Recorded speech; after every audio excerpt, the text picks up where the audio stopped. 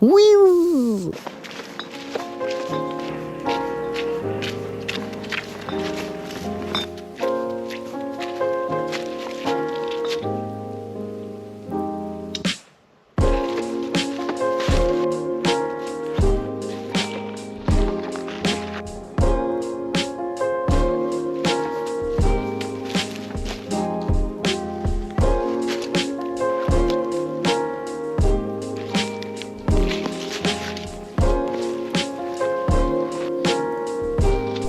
Pas mal là, impeccable. Salut à vous, mollets d'acier et avis de nature sauvage. Bienvenue dans cette vidéo flash où je vais vous montrer comment faire du feu par tous les temps, ou presque. Sinon, gaz, réchaud et envoie la merguez. Non, je suis pas Thierry Ardisson, non. Je suis Azimut Brutal. Si vous aimez cette vidéo, eh bien on envoie le pouce en l'air, c'est gentil, ça fait plaisir au bonhomme. Comment faire un feu par n'importe quel temps, ou presque? Car c'est la question qu'on se pose, comment, comment faire du feu par tous les temps? Ce qu'il faut bien prendre en compte, c'est de savoir si un feu c'est vraiment judicieux. Car ça prend du temps, de l'énergie, demande une vigilance de tous les instants. En plus, vu que nous sommes en bivouac, il faudra remettre l'endroit comme vous l'aurez trouvé. Et ça c'est le béaba du métier aussi, j'ai envie de dire encore une fois. Et là aussi, remettre l'endroit comme vous l'avez trouvé, ça prend du temps aussi. On n'est plus à la maison, on n'appuie pas sur le bouton, petite étincelle, et puis c'est parti, on se réchauffe et tout. Non, il va falloir se bouger là, il va falloir se remuer un petit peu aussi. Un bon mental, bonne forme physique et quelques compétences. Et puis attention aussi aux risques encourus. Sécurité. Si on part en entier, on revient en entier les copains. Putain, un sanglier! Donc réfléchissez bien avant de faire un feu, car je vais vous montrer comment procéder et vous allez voir que ça prend quand même un petit peu de temps. C'est pour cela ne privilégiez jamais qu'un seul moyen pour avoir une source de chaleur. Afin de se chauffer, réchauffer, fait bouillir un petit peu d'eau. Appliquez toujours la redondance, tout comme pour allumer un feu. N'ayez jamais qu'un seul moyen pour allumer votre feu. Bon, sauf fire style, boîte à feu, râpe à bois, bois résineux. Et là, c'est banco. Toujours avoir un plan A, B, C, D, E. Si vous avez vu ma vidéo sur le feu, vidéo 7 précisément, vous savez qu'il y a quelques règles à respecter. Si vous êtes dans un lieu où les feux sont autorisés, je dirais faites-vous plaisir. Guitare, chamallow et merguez. Merguez party. C'est la merguez. Merguez party, tant qu'il y a de la braise. C'est pas fini, c'est la merguez. Merguez party, tant qu'il y a de la braise. C'est pas fini. Mais si vous êtes comme moi, un peu underground, suivez bien ces conseils avisés. Le premier conseil que je vous confie, c'est d'investir dans un poêle à bois portable. Alors, je ne suis pas là non plus pour vous inciter à acheter du matériel, que ce soit très clair, très précis. C'est pas le but ni la finalité de ma chaîne. On veut du débrouillard, on veut du créatif, on veut du fait maison. Mais des conseils bien avisés sont toujours bons à prendre quand on a une certaine expérience. Petite parenthèse, privilégiez un poêle pliable et non cylindrique, car moins un objet est encombrant, mieux l'organisation de votre sac sera optimisée. Et ça, toujours faire attention dans les bois. Là, on en a la preuve. On a failli se prendre une branche sur la gueule. C'est primordial. Pourquoi investir dans un poêle à bois? Déjà, d'une part, vous allez minimiser la propagation de votre feu.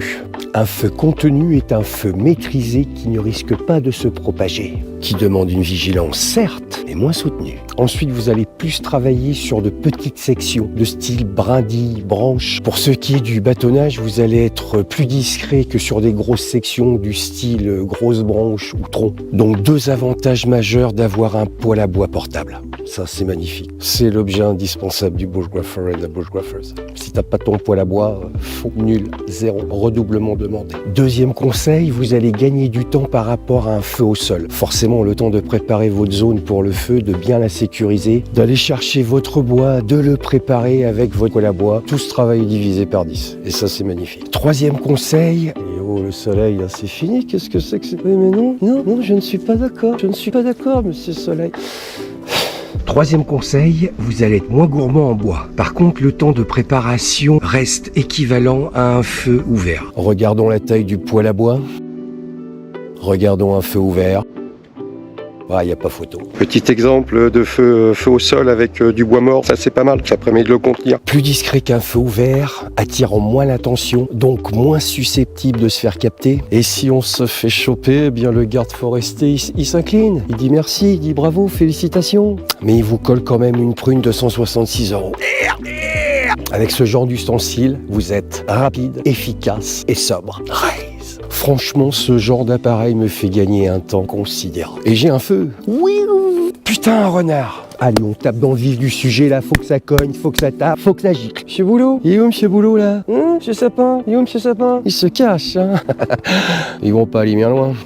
Pour notre feu, et plus particulièrement pour notre poêle à bois portable, il nous faudra de la brindille, du petit bois et du bois moyen. On privilégie le bois mort sur pied, bien sûr, hein, parce que là, on est en décembre, il a plu hier soir. Là, ça va être peut-être un petit peu difficile pour faire du feu par n'importe quel temps. Nul. Car le bois mort sur pied, tout en termes de rapidité, il n'y a pas mieux. Alors, au sol, il est quand même utilisable, mais ça demande beaucoup plus de temps de préparation. Comment reconnaît-on le bois mort du bois vivant ou du bois vert? Déjà, regardez bien la cime de l'arbre si vous n'avez pas de feuilles pour du bois mort sur pied. Et si l'écorce se détache du tronc, là, c'est bingo. Le bois mort au sol est facilement reconnaissable vu qu'il est au sol. Et le bois vivant ou bois vert est tout aussi reconnaissable. Me voici en présence d'un résineux mort tombé au sol, plus précisément. Donc là, qu'est-ce qui va nous intéresser particulièrement? Alors le résineux, privilégié quand même pour allumer votre feu, hein, pas pour entretenir votre feu, parce que comme je vous l'ai dit dans la précédente vidéo, ça pète. Donc ça c'est le petit truc à pas négliger quand même. Donc là, ce qui va nous intéresser, c'est ce genre de petites branches. Voilà. Et vous entendez, ça casse comme du verre. On va prendre des petites sections. Voilà, déjà d'une part, on va commencer par ça. Ensuite, voici, petite paire de gants. Et nous allons nous sélectionner quelques branches. Donc, qu'est-ce qu'on a là? Ah là. Donc, bois mort sur pied là, impeccable. Écoutez, et le bois mort, quand vous travaillez sur des petites sections comme ça casse comme du verre. Donc là, c'est parti pour le bâtonnage. Couteau de poche. Couteau Rambo. Colonel. Vu que nous allons avoir des objets coupants entre les mains, on fait pas de foufou, hein, que ce soit très très clair. 3 secondes sans vigilance et c'est l'amputation. Pour le bâtonnage, vu que nous sommes sur de petites sections, nous allons procéder comme ceci. Donc voici comment ça se présente pour votre bâtonnage. Le bois mort, il casse comme du verre. Impeccable. Ensuite, petit couteau de poche. Alors là, la précaution, attention, ça pourrait zipper. Et si ça zippe, comme je vous l'ai dit tout à l'heure, c'est amputation. Donc vous venez toujours prendre dans le sens du bois. Là, faut être précis. Là, faut pas déconner. Et pour finir, on se trouve un petit appui. Et niveau discrétion, il n'y a pas mieux. Donc voici un petit peu les sections que ça va vous faire. Donc on recommence sur l'autre bout. Et si vous voulez être sûr que votre bois soit bien sec, regardez bien le cœur. Et vous voyez que là, il n'y a aucune trace d'humidité. Amazing. Si vous travaillez sur de plus grosses sections, de plus grosses branches comme ceci et tout, donc pareil, on se la casse, tranquille. Là, vous voyez bien qu'il y a de l'humidité, donc ça, on ne va pas l'utiliser. Donc, on se le répète, on redonne à la nature qui appartient à la nature. Merci beaucoup. Et ensuite, si vous voulez bâtonner encore plus discrètement, là c'est couteau Rambo. Colonel. Et pareil qu'avec le petit couteau, faites attention, vous venez un petit peu mordre. Et ensuite, niveau discrétion, il n'y a pas mieux. Bon, là l'avantage que nous avons, c'est que nous travaillons sur de petites sections. Si je travaillerais sur un tronc comme ça, ce ne serait pas du tout la même sonorité. Pour cet exemple, je vais vous montrer le feu inversé. Feu inversé, qu'est-ce que c'est que ce feu inversé? C'est du n'importe quoi. Non, c'est pas n'importe quoi. Non, vous avez le feu traditionnel, vous allez mettre vos petits bois, vos papiers, vos cartons, vos journaux, des sections un peu plus grosses par-dessus pour finir par le bon billot à maman et tout, histoire que ça tienne bien la nuit, et puis là on est peinard. Et bien là c'est l'inverse, vous disposez déjà vos grosses sections au fond et vous remontez jusqu'au plus petit. Je vous montre. Et là, vous allez voir le résultat. C'est limite force spéciale. Oh, un blaireau. Voilà ce qu'il vous faudra en quantité de bois. Donc, petite section brindille, moyenne section, grosse section, qu'il faudra retravailler aussi. Et voilà comment ça se présente dans un premier temps pour un feu inversé. Donc, vous avez bien vos grosses sections au fond. Et maintenant, on va remonter jusqu'au plus petit. Donc là, on travaille sur les sections un peu plus moyennes. Magnifique. Et puis ensuite, eh bien, on passe sur les petites sections. vos petites brindilles. Eh bien, on est pas mal là. Ça va flamber. Prévoyez aussi toujours de garder des petites brindilles, des petites sections et des moyennes sections pour commencer à entretenir votre feu aussi. Ça, c'est primordial. Donc, voici le résultat final. Hein. C'est bien beau. Donc, grosse section sur le bas. Vous complétez ensuite par de la moyenne section, petite section brindille. On finit par brindille, petit bois résineux râpé, petite étincelle et ça flambe. Et comme vous pouvez le constater aussi, gardez bien auprès de vous quelques bois pour allumer, pour alimenter votre feu aussi. Une fois que tout cela est prêt, vous avez pu constater que ça prend du temps et encore j'ai coupé pas mal au montage parce que sinon ça prendrait... faut compter une bonne grosse demi-heure quand même. Hein. Et encore, faut être efficace, faut connaître son bois mort, faut être hyper rapide. Hein. Sinon, compter une bonne grosse demi-heure pour tout préparer et tout. Hein. On n'est plus à la maison là les copains. On est dehors, là faut se débrouiller, faut du débrouillard. Alors là c'est pour un petit poêle à bois, alors imaginez-vous pour un feu ouvert et tout, là faut compter bien 1 heure et demie. Hein. Et encore, c'est pas sûr que ça parte.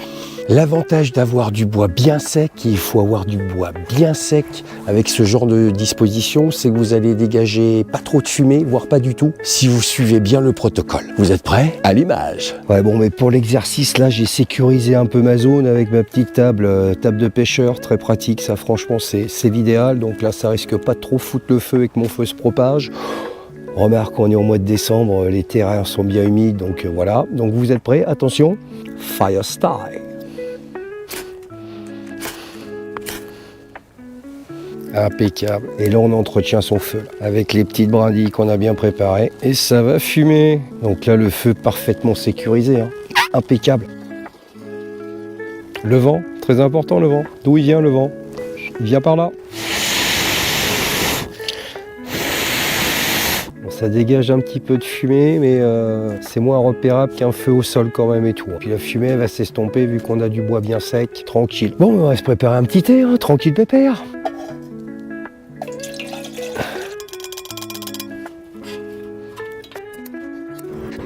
C'est pas beautiful ça? Ça c'est bouche, ça c'est bouche. Une pépite, limite fort spéciale.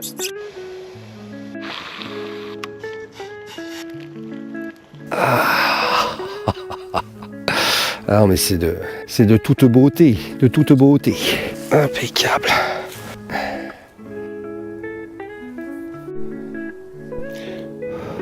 Ouf. Ciao.